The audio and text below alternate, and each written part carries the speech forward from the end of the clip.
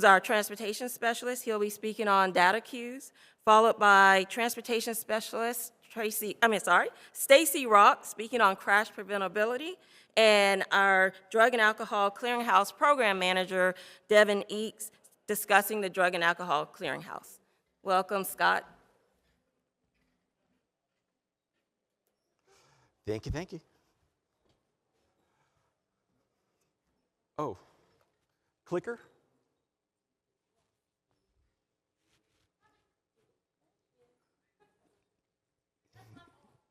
No worries at all. No, thank you very much. I appreciate you. All right, good morning, everyone. My name is Scott Valentine, and I am the Data Quality Program Manager at FMCSA. I've been with the agency for almost 22 years as of next week. And I always say that I have the best job at FMCSA. We have a fantastic group of people that we work with, both at FMCSA, our state partners, folks that support the team.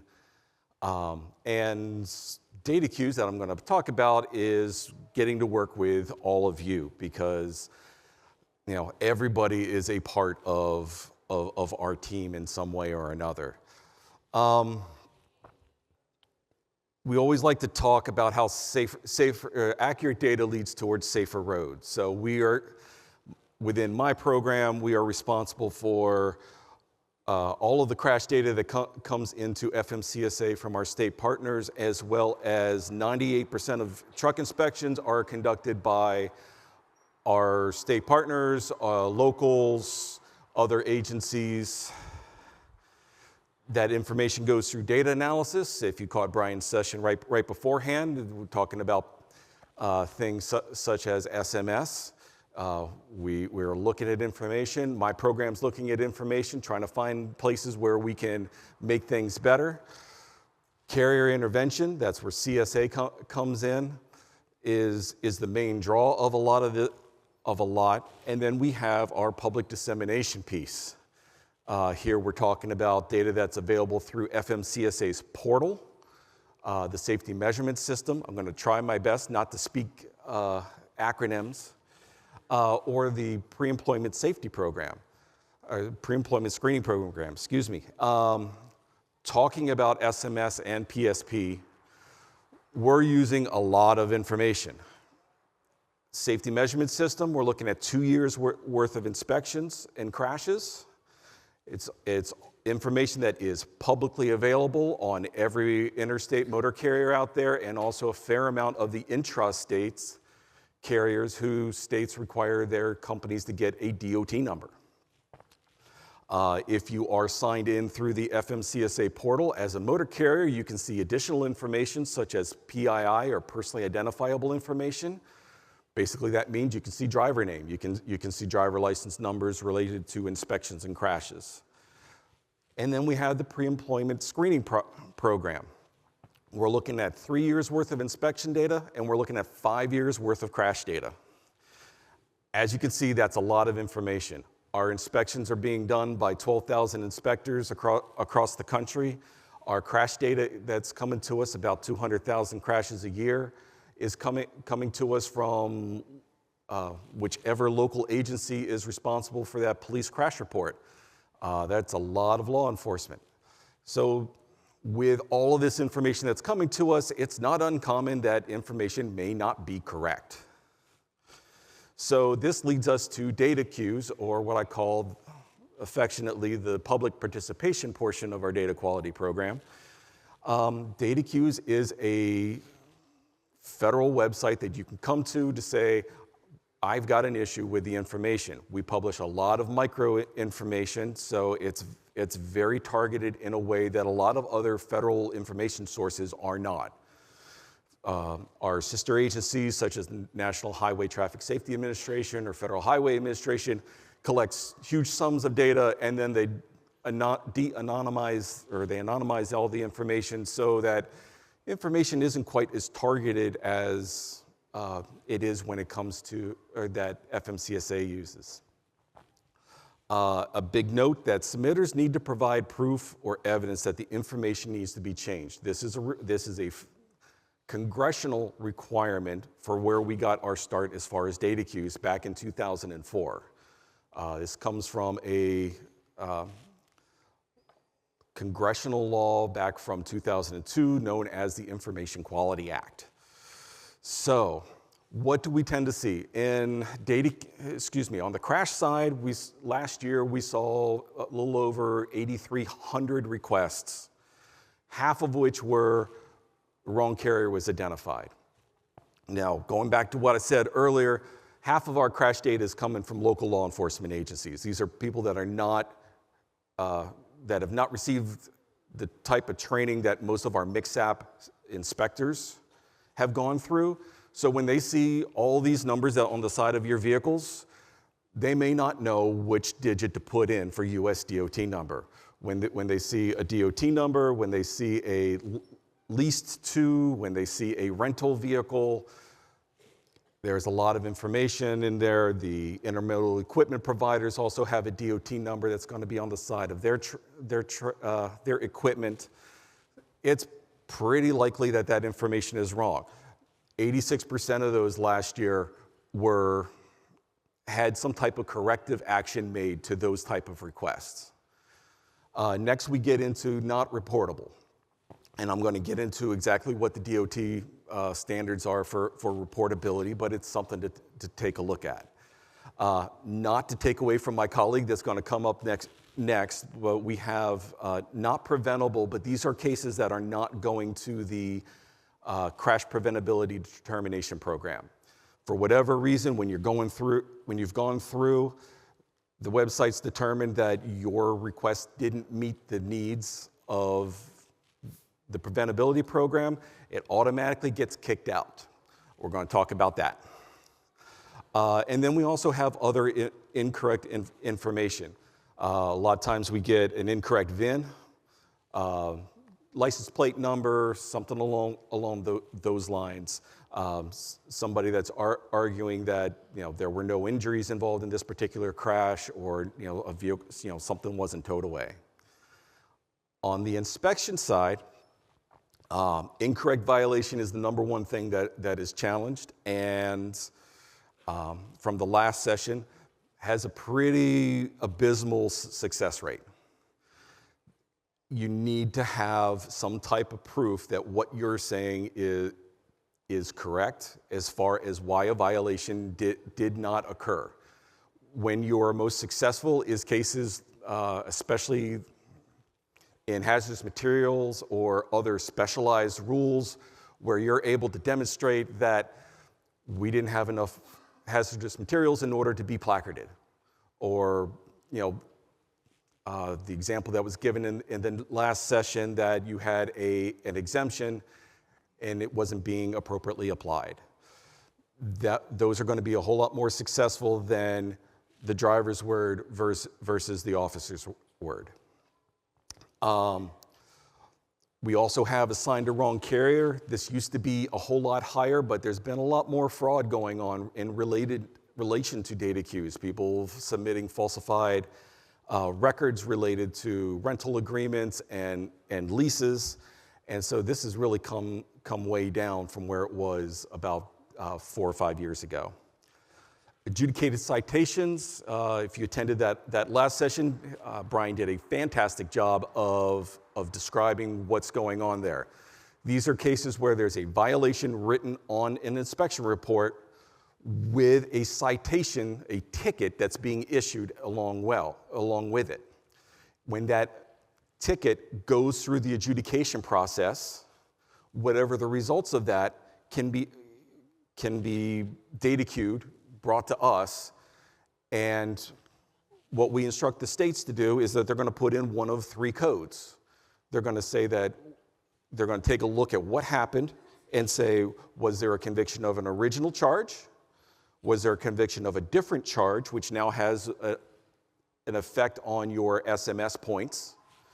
Or was the person found not guilty, or was the case dismissed? In those cases, that violation is removed from your safety measurement system points. It's removed from the pre-employment screening program. It's not removed from FMCSA's databases, but we just provide the additional code in there to make sure that SMS and PSP don't use the information. Okay. In terms of submitting a request, it's relatively simple. We have a series of screens that are going to ask you questions as far as why you're coming here today. I feel like I've got a fairly good customer service background, both before government service and especially during, and that's what we're starting with. Please read the screens, because how you answer the questions will determine at the end, the request is forwarded to the appropriate agency. And almost always that is going back to the office that sent us the information to begin with. They have more information than we have at FMCSA in order to determine what should be done. Okay, so what makes a good request? You need to go back to high school and remember some of your writing prompts and some of your investigative type questions, and be able to answer the who, what, when, where, how, and why. Okay, who's involved? That's you, your company. What record is incorrect? And make sure that you're identifying this from an FMCSA source. And I can't underscore that one enough. If you've got a police report from Georgia and you use the Georgia report number that's at the top of that form, it's not going to line up to what's in our systems.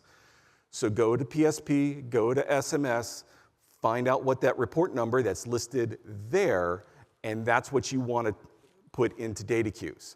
When you put that record number in correctly, it makes your life easier downstream, because there's less information that we're going to ask you to fill out, because we can link the information. Okay, when did the inspection and crash take place? If it's from too far ago, the state may or may not act on it. And really, we're talking about things that have fallen off of the safety measurement system, or things that have fallen off of the pre-employment screening program. 90+% of requests that we get are things that happened in the last year. Being timely matters, because it's fresher in other people's mind. Okay, where did you see the information? SMS or PSP most likely, but there may be other sources. If you're getting information from third parties that are getting FMCSA data and doing their value-added things to it, make sure that it's correct from an FMCSA source first. Just because there could be information that's just kind of off between the two different systems. How is this information correct? This is generally the one that folks want to dwell on. And it's also the one that you want to be the most cognizant of being able to provide a brief answer, but something that really explains your case. Just putting on there, I want this off my record, it's not going to happen. It's either going to get kicked out or get kicked back to you to say, okay, can you give me something more than this? Okay, and then the why. Why is your explanation correct? And I particularly love the example earlier today. Put all of your documentation together, make sure that it tells a story, and that's what you're trying to get across. Okay, so some things to remember. First off, especially in relation to inspections, if you don't understand something in an inspection, don't go to data queues. Start off, look in the upper left-hand corner of that crash or of that inspection report, and call the office. Talk to them. Start a dialogue. And dealing with a fair amount of state agencies, they're much more willing to have that conversation with you from an education point of view, to say, so that you can get the full story between, this is what my driver said, or this is what was observed at the time of the inspection. They can try to explain to you why a particular violation was written. I said already, make sure that report number and state are correct. If it's a FMCSA record, it's going to have a report state of US. So just because that inspection was done in Colorado, if it was one of our people that did it, it's going to start with the US, not a CO for Colorado. appealing to emotion is not a winning strategy. As, you know, however the wrong information is affecting you, I know that there is a tendency to want to say, I can't get work, I can't, you know, my insurance is dropping me or whatever. The folks that are handling data queues and they're dealing with this 24/7, it's not necessarily a winning strategy. They want to focus on why is the information not correct, and that's when they're going to take an action, not necessarily how is it affecting you. I buried the lead here, but that's kind of the irony of it. Don't bury the thing that you're trying to get resolved halfway down into a very thick paragraph. You know, try to summarize things whenever you can to try to explain what it is that you want done and to put that up first. And lastly, this is something that my lead developer and I just plead with people. Please read the screen. We put a lot of time and effort into the system to try to tell you in advance when you are not likely to be successful. Okay. I'm going to speed up here a little bit. These are the steps that we encourage our states to take when it comes to how they resolve requests. Some information as far as improving things on the crash data side. The report number will contain the state, and this is FMCSA's reportable accident definition that's in 390.5. Fatality within 30 days, an injury requiring treatment away from the scene, or disabling damage requiring tow or repairs. So if you have a broken axle and the tow truck comes up and chains up that axle and you're able to then continue on, that's still a towaway. That was major work that needed to be done away from, you know, either whether it was away from the scene or at the scene. That was disabling damage until you could get that fixed. There are interpretations that go into what is disabling damage and what is not disabling damage. If you ever have any questions, you can also get in contact with my program. We'll be glad to help you out. On the inspection side, I do also want to say, any chance that you can take pictures, more and more law enforcement agencies are taking pictures of their violations so that they can back that up. In particular there is a best practice of 6 questions that are being asked of who the correct motor carrier is, and they're going to have documentation on nearly all of them. So anytime that you're able to take pictures, law enforcement permitting. If law enforcement doesn't want you to put the camera away, I'm not going to supersede that. Make sure that you stay safe out there. Adjudication, you need to make sure that you're showing the link from the citation to the court resolution and kind of as many steps in between. Oftentimes people leave out steps in between, and it's tough for a state person to try to figure out, is this violation related to this particular ticket, and how exactly did that resolve through the system, especially as it changes. When we talk about masking, it's a matter of, okay, this speeding violation, turned into littering. Okay, there are some states that are not going to take action in those cases. When things don't go right the first time, take a look at and read what you sent, have a critical eye on that, and then look at the responses. You can reopen any request one time currently. Get a second pair of eyes on it.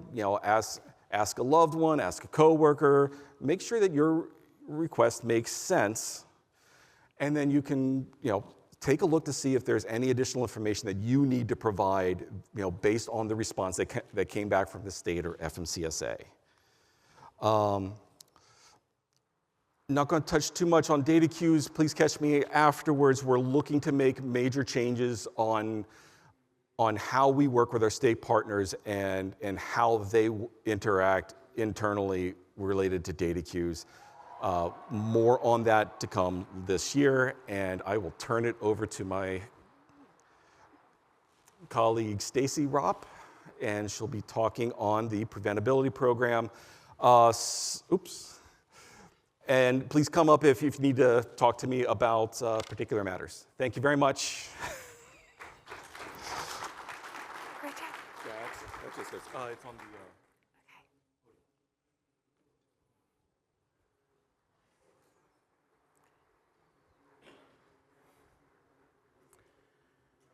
Hi, good morning, everybody. My name is Stacy Ropp. I'm a transportation specialist at FMCSA in the Compliance Division. And the Compliance Division is where our crash preventability determination program is located. So I'm going to be walking you all through this process this morning. So what is the crash preventability determination program? This is a program that was started up a few years ago in response to a lot of the industry feedback that some of the non-preventable crashes were having some negative impact on your SMS scores.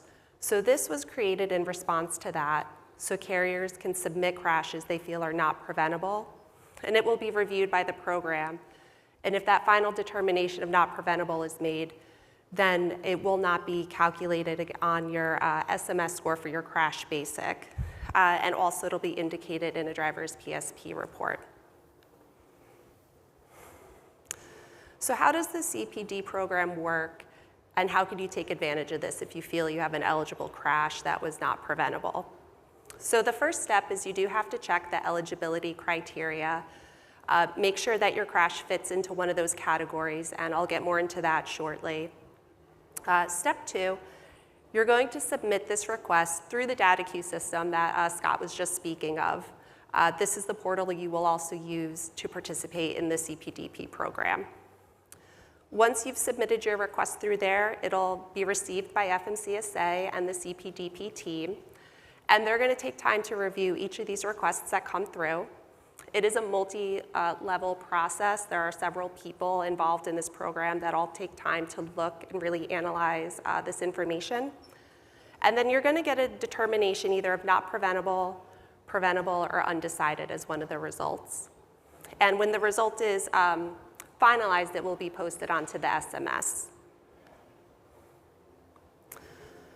So for the eligible crash types, there's currently 21 eligible crash types.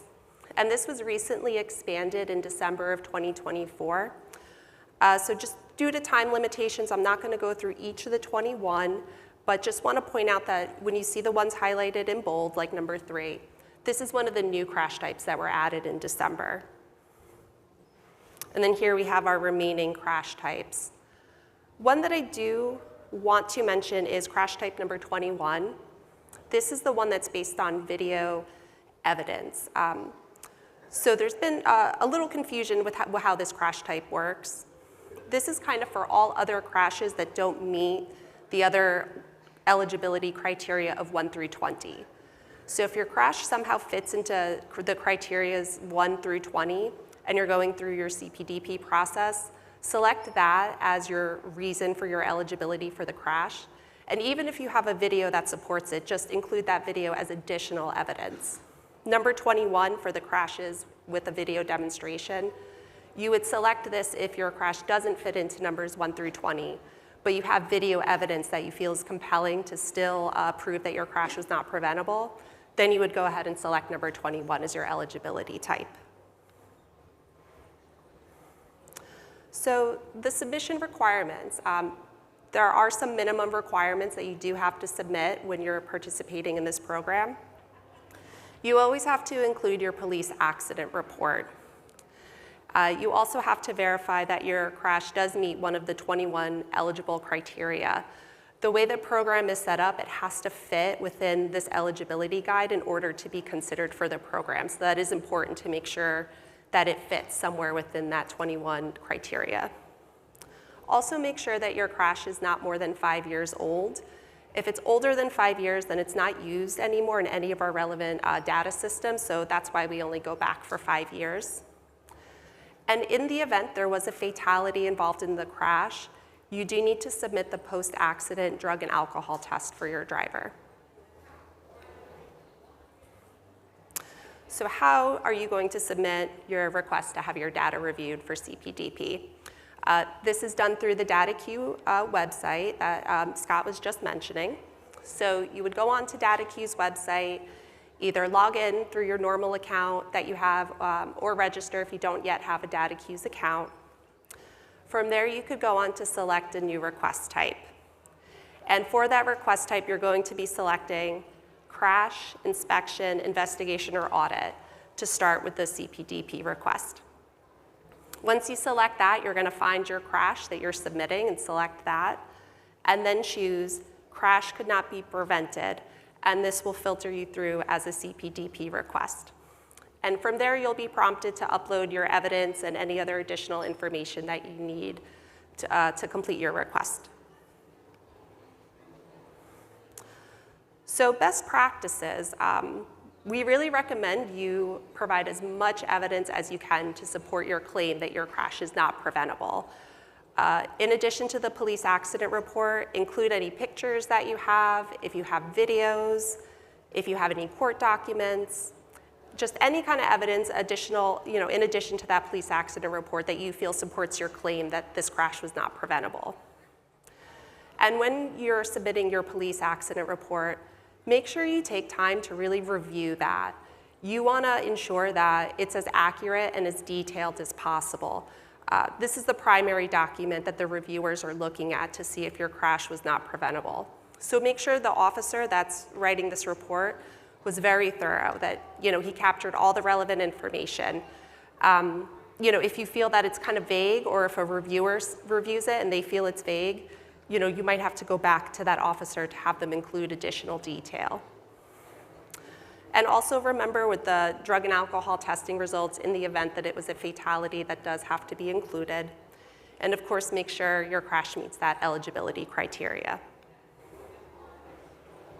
So the final determinations, you're going to get one of these three, either not preventable, preventable, or undecided. So not preventable means that it was determined that there really was nothing within the driver's control that he could have reasonably done to have avoided being involved in that crash. And this is really reviewed very thoroughly by our CPDP team to make that judgment that the driver had nothing within his control to prevent. Now, if it is determined to be preventable, there might be a couple different reasons why it was still determined to be preventable. First, it could be that the team reviewed and did see some kind of evidence that there were some actions that the driver reasonably could have taken to have avoided being involved in that crash. Another reason why sometimes it might still be determined preventable is the team is also going to be reviewing to see if your driver should have been on the road at the time of that crash anyway. So they're going to be checking, was your driver recently declared out of service during the time of the crash? Were they over on their hours of service and they should not have been driving at the time of the crash? Was the motor carrier under an out of service order? Did your driver have a suspended license at the time? So these are just some additional examples that do get considered if that determination of preventable is ultimately made. And then for undecided, this happens when there's just not enough evidence to make a clear determination one way or the other. This doesn't happen often, but a few times it will go undecided. So I have some kind of examples of what you'll see in your SMS record when you're participating in this CPDP program. Here, this bar graph, you'll see the gray part of the bar is the full crashes that are included in a carrier's SMS record, and that blue portion on top, that's what has been determined as not preventable through the program. And those are going to be excluded from the calculation on the SMS crash basic indicator. So another example in SMS, this is listing all of the crashes that were determined not preventable. So I do want to point out, even those crashes not preventable, they won't be completely erased from your SMS entirely. They are still going to display, but they're going to be labeled as not preventable, and then they will not be calculated in that SMS score. So they're not going to have that negative impact on your SMS. So just another type of view that you'll see in your SMS. If you look all the way to the very bottom of the screen, that last inspection, it has that annotation that it was a not preventable crash. And then over to the top right, you can see that there's a way to filter your crashes as well, so you can filter them based on the determination that was made in the program. So another place where you're going to see this is in a driver's PSP record, and we have an example of a crash that was not preventable, and it will be annotated in that driver's PSP record as well.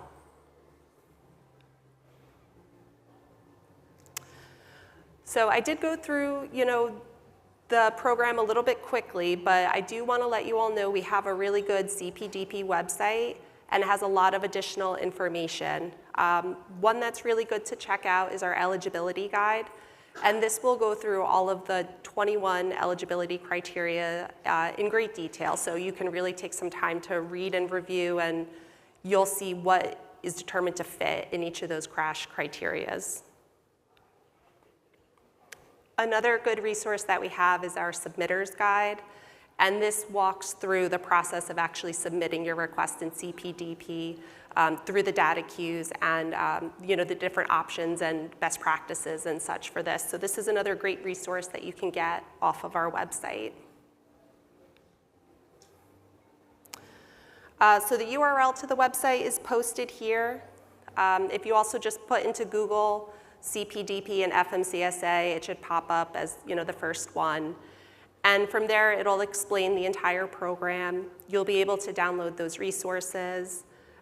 They have FAQs. There's links to our Federal Register notices, so you can see the recent updates we had in December. And if you still have additional questions, we're going to be sticking around a little bit after this presentation if you have any other questions. And you can also use this email here to email a member of our CPDP team. Okay. All right. Thank you, everyone.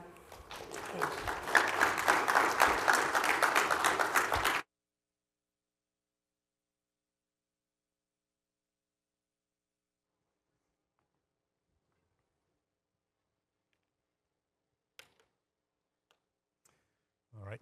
Good morning, everyone. As Shashanka mentioned, my name is Devin Eakes. I'm the Clearinghouse Program Manager with FMCSA.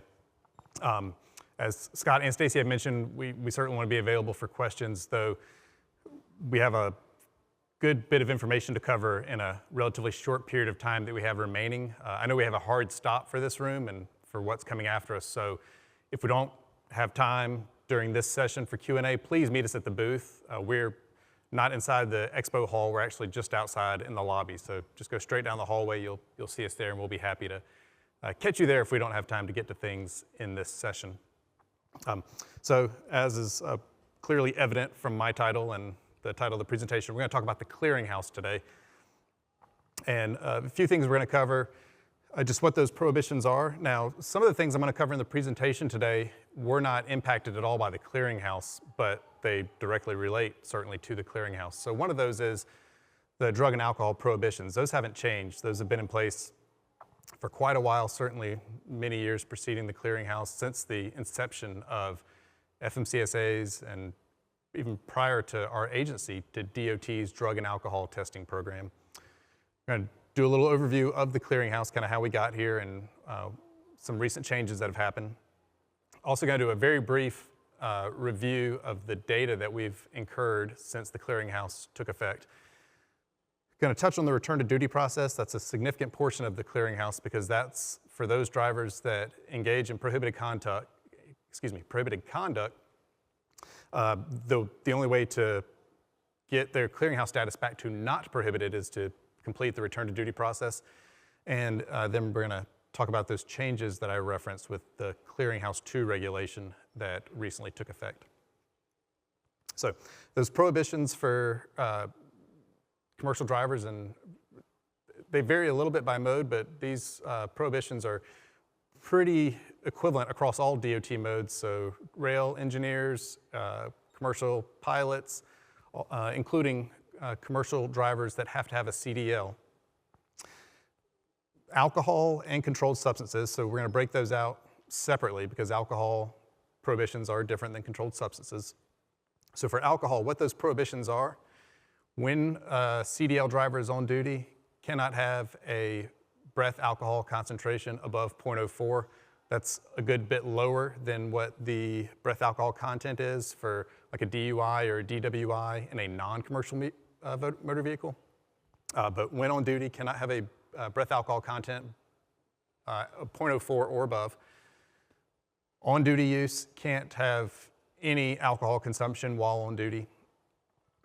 Pre-duty use, cannot have any alcohol consumption 4 hours prior to coming on duty. And post-accident use, so Stacy talked a little bit about how post-accident testing comes into play with the crash preventability program. What our drug and alcohol testing rules say is, first you have to have a DOT recordable accident, and then depending on the circumstances, if they require post-accident drug and alcohol testing, that post-accident alcohol test must take place within 8 hours.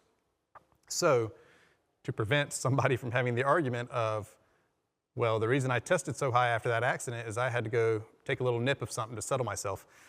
The post-accident use prohibition for alcohol is that you cannot consume any alcohol following an accident within 8 hours or prior to that post-accident test taking place. So once the alcohol test has taken place or once those 8 hours have expired, driver could consume alcohol. But any of those items we just talked about pertaining to alcohol, that is a violation, has always been a violation, and that would get reported to the clearinghouse and trip somebody's status into prohibited status. Next, we're going to talk a little bit about the controlled substance use. And so I'm going to go to the next slide, because with controlled substance use, again, it's handled very differently than alcohol. Any controlled substance use here for a drug that we test for, which you see on the screen, if the driver does not have a valid prescription written to them to explain why that substance was found in their sample, that is considered prohibited, and that would result in a violation being reported to the clearinghouse. I'm going to go into more detail regarding that prescription use and how that can apply, but you see the 5 different classes of drugs that we test for: marijuana, cocaine, amphetamines, opioids, and phencyclidine. The amphetamines and the opioids, there's a lot that falls under that, and you'll see that a little bit more in a coming slide. This is not really new. This preceded the clearinghouse, but we used to refer to the opioids column as opiates. This is getting really technical, but we added a lot of your prescription opioids. Many of you know about the opioid crisis that the country has been going through for a number of years due to overprescription of certain opioids. So those are synthetic opiates, and those were added to the DOT drug testing panel, again, prior to the clearinghouse, but we'll delve more into that in just a moment.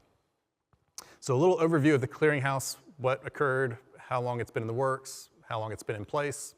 Kind of already gave up one of those. I mentioned 5 years earlier. So the initial rule was brought about in a congressional bill that was passed, the Moving Ahead for Progress in the 21st Century.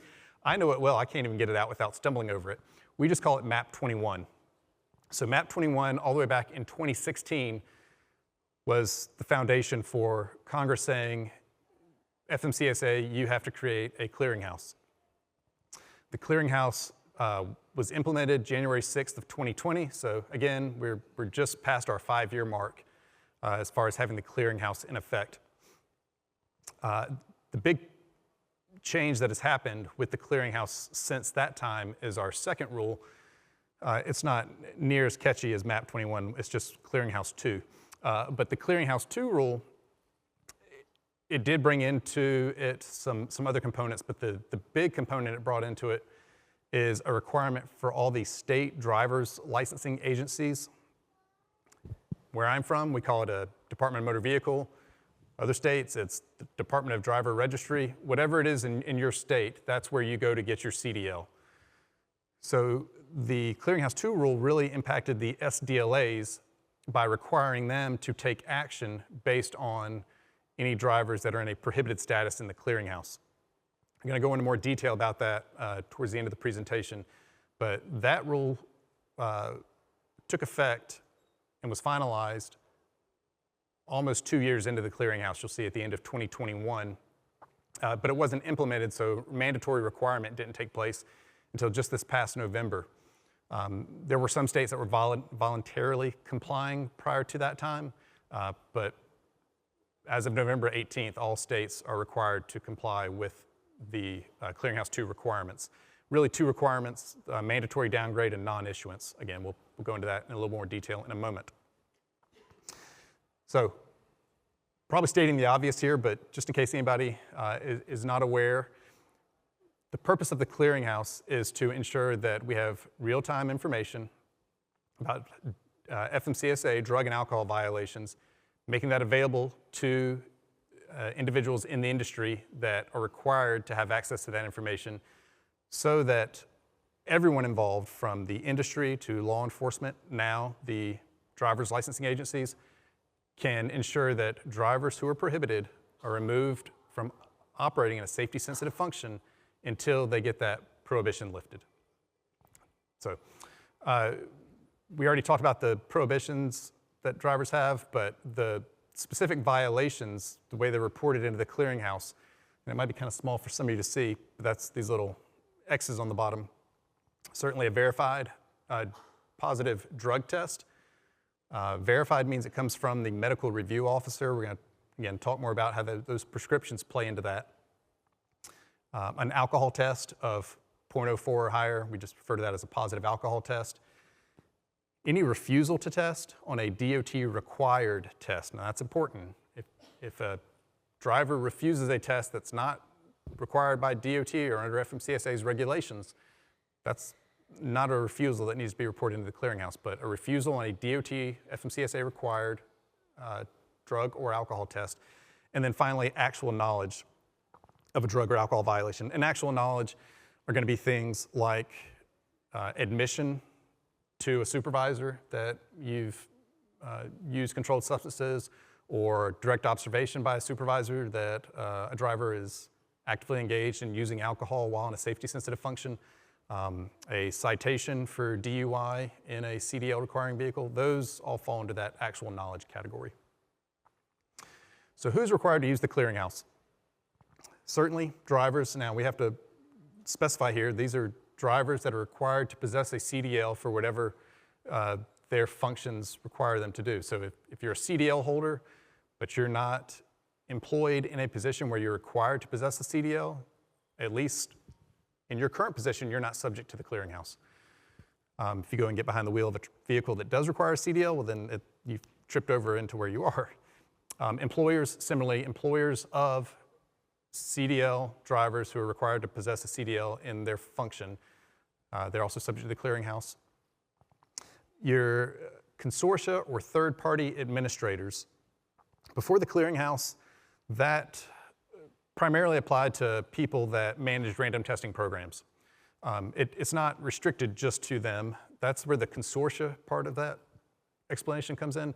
A third-party administrator could simply be somebody that is a private entity that an employer has contracted with to help them meet their requirements in the clearinghouse. So CTPAs are kind of there's a big umbrella of different entities that can fall under those, but in the clearinghouse, it's somebody who is assisting an employer with fulfilling their employer requirements in the clearinghouse. In short, a CTPA can do just about anything that an employer can do, except they cannot purchase queries. Only someone with an employer account can do that. Also, we have certain entities, particularly owner-operators, that are required to designate a TPA to help fulfill their requirements in the clearinghouse. So I touched on the medical review officers earlier. A medical review officer is a doctor, they're a physician. They are someone that not only have they gone through everything they needed to go through medical school and pass their boards, but they've also been certified by one of only 2 agencies in the country that train and certify medical review officers. Their role, they're not involved in alcohol tests at all. Their role is solely for reviewing the lab test results on drug tests and then determining with the donor, so in our case, the driver, if that person has a medically valid reason for explaining the test result, or in very limited circumstances for shy bladder situations, if that driver has a medically valid reason for explaining why they could not produce a sample. And we'll talk more about those in a second. Not so much the shy bladder, but the talking with the driver and those prescriptions I keep referring to. Your substance abuse professionals, those are your SAPs. SAPs are only required if someone needs to go through the return to duty process. The return to duty process is only required if you have a violation, if the driver has been put in a prohibited status and they want to get that removed and go back to not prohibited. I will tell you, and it's probably not a surprise to anybody in this room, the number of SAPs that were out actively presenting themselves as DOT qualified SAPs prior to the clearinghouse was minute compared to the number of SAPs that are out there now. So the clearinghouse shined a spotlight on a lot of things, including prohibited drivers that need to go through a DOT return to duty program to get that prohibition lifted. And I've already touched on the SDLAs, so the last component here that is now a user in the clearinghouse are the SDLAs. Again, it was voluntary for them for the last few years, but as of November 18th, it's been mandatory for them to get involved in the clearinghouse.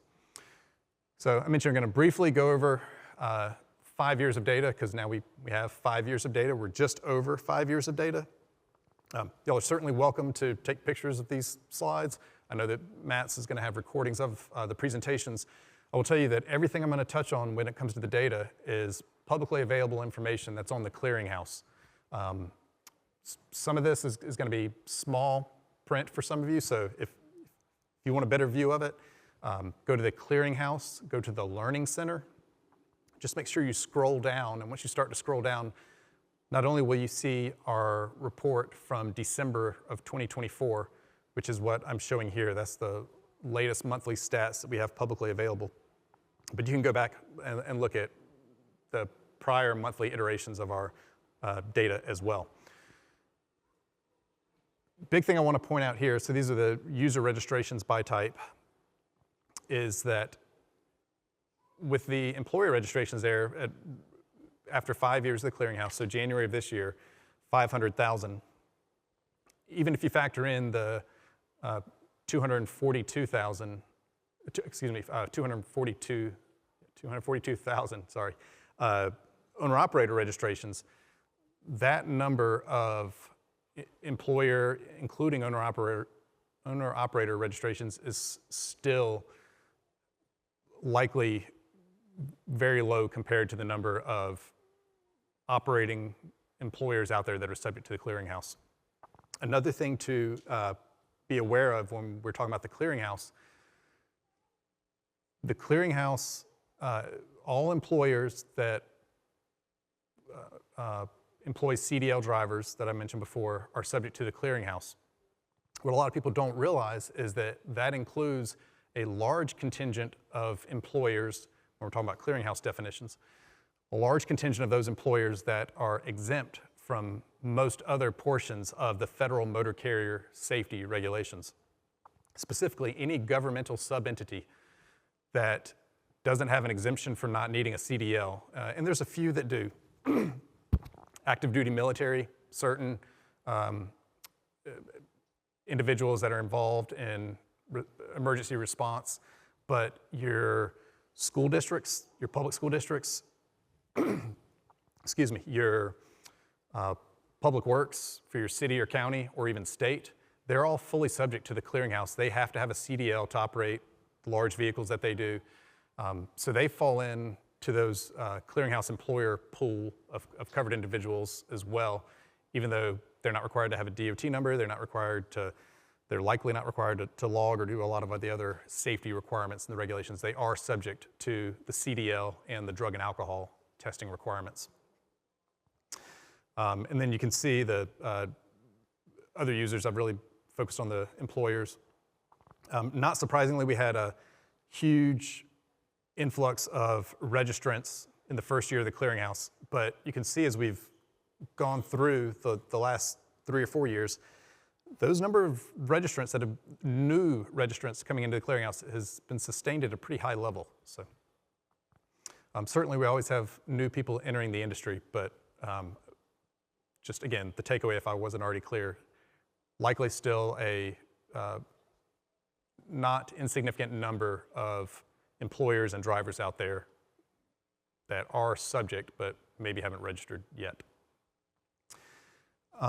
Just for the sake of time and what we could fit into the slide deck for this morning, this slide only covers drug test violations. We do have a similar slide. If you go on the website and pull it up, you'll see that it uses orange bar graphs instead of the blue for alcohol. But I do want to highlight a few things that we've observed, and they're probably clear to all of you this morning as well if you haven't already seen this data. Number of violations rose kind of steadily over the first 4 years of the clearinghouse, while the numbers in 2023 for drug violations almost equal but slightly lower than the number of drug violations the prior year. The number of alcohol violations that were reported in 2023 grew enough to where our combined total of drug and alcohol violations for 2023 surpassed 2022. So for the first 4 years of the clearinghouse, the number of reported violations into the clearinghouse continued to grow every year. In 2023, the number of positive tests did drop, but again, with the slight increase in alcohol tests or alcohol violations and the refusals, as you'll see on the screen here, that kind of middle blue shade in the bar, more than made up for the shortfall or for the decrease in the positive tests. Now, 2024, so this past calendar year, we did see for the first time in our 5 years of the clearinghouse a drop in the total number of violations. Not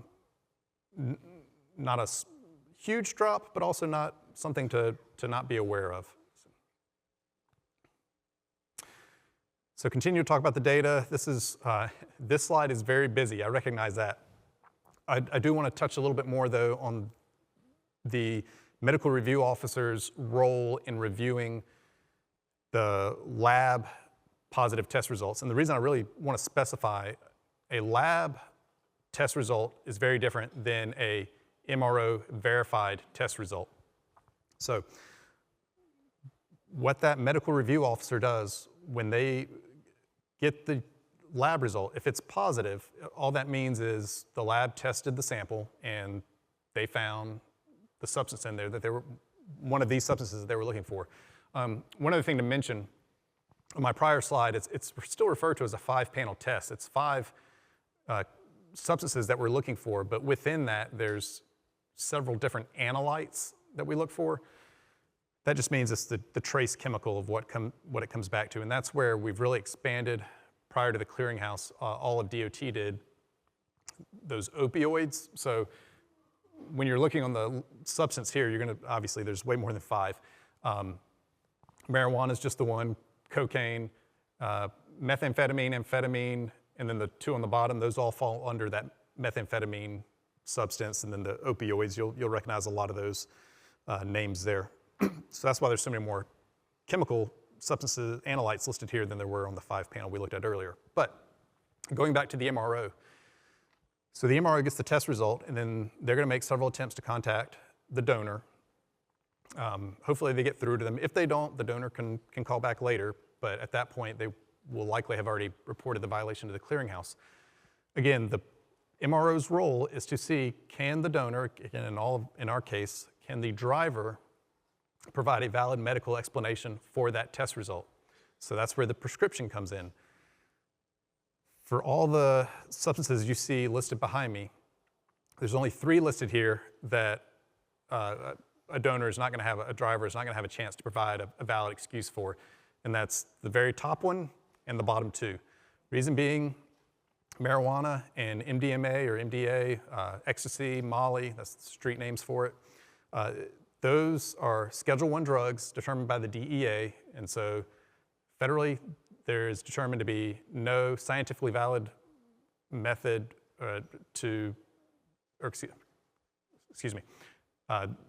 DEA and FDA have determined that there's it is no scientifically valid method no testing can take place with any of those drugs. Anyways, they're not permitted for prescribed use federally. So marijuana, MDA, MDMA, and MDA, no valid explanation can be provided to a MRO for those. Having said that, there are a few synthetically derived FDA-approved medications that will initially potentially trigger for a marijuana positive if an individual, and I've seen a few of these, if an individual provides the MRO proof of a FDA-approved medication for one of those, the MRO can order more tests to confirm that it was the synthetically derived marijuana. And these are some drugs that are prescribed for some pretty serious issues,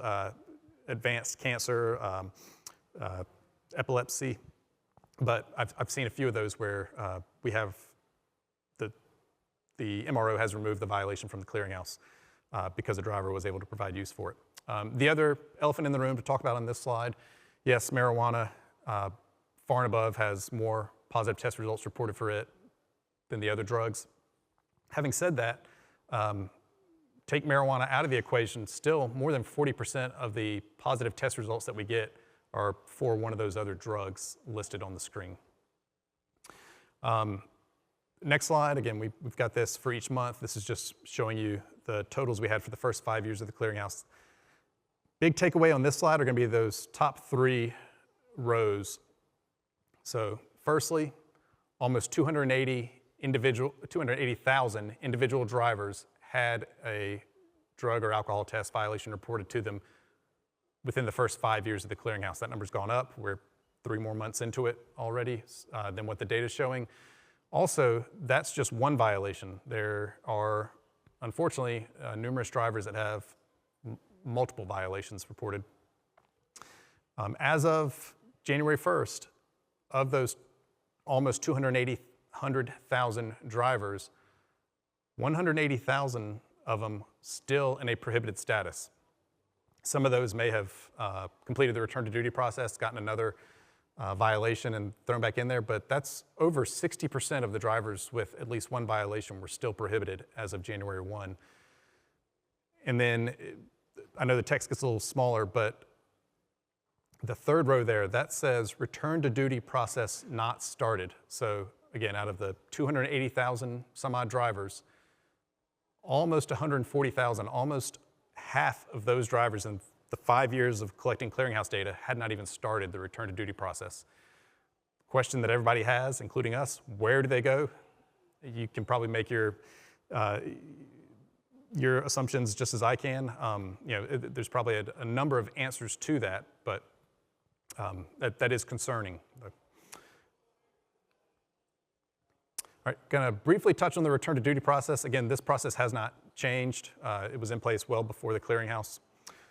But once you have a prohibition, if you want to go through the return to duty process, you have to meet a substance abuse professional, a SAP, a DOT qualified SAP. Once that SAP releases the driver from their care, the driver is subject to submit to a return to duty test. The driver either has to find an employer that's going to sponsor them, or we do have some additional guidance on our website. The driver can get a TPA to fulfill that role for them if they're not employed only for the return to duty test. Once that return to duty test is taken and the result comes back and it's negative, the employer, or again, if the driver designated a TPA just for the return to duty test, they'll report that information to the clearinghouse. As soon as the negative return to duty test result is reported, all those things have to happen in sequence as well, but as soon as that test result is reported, the driver's status will flip to not prohibited. Per DOT regulations, drivers still subject to follow-up testing, but that doesn't inhibit the driver from being able to continue driving. So I've already touched on some of this with the Clearinghouse 2 final rule, but the 2 big things that SDLAs, the driver's licensing agencies, are required to do, mandatory downgrade and non-issuance of license. So that mandatory downgrade, what they're required to do is when a driver gets reported as prohibited in the clearinghouse, that information is sent over to the SDLAs. And the SDLA has 60 calendar days from that point to downgrade the driver, to take away their commercial privileges. That means they have to do it within 60 days. Some states are moving much quicker than that, but that's going to be up to the SDLA. The non-issuance part, if the driver gets reported, if the driver goes in during that 60 days to try to have a licensing transaction at the DMV, wherever they're located, they're going to have to do a real-time query of the clearinghouse, and it'll result in non-issuance of that license. So even though it may not have been downgraded yet, if they go in because their license is expiring, they're going to turn them away and say, no, you're prohibited right now. Last slide I have, and these aren't near as current, but as of September, these were the numbers of prohibited drivers per state that had been reported into the clearinghouse. So you can see that as of September, again, that we're 5 months past that now. But there's not much surprising here. Your bigger states, Texas, California, take the lead. Your smaller jurisdictions, Rhode Island, District of Columbia, they're going to have the fewest number. But again, I know we're at time now. Here's our contact information. We'll be at the booth, again, just down in the lobby if you have any questions. And on behalf of myself and my co-presenters, thank you all for your time this morning.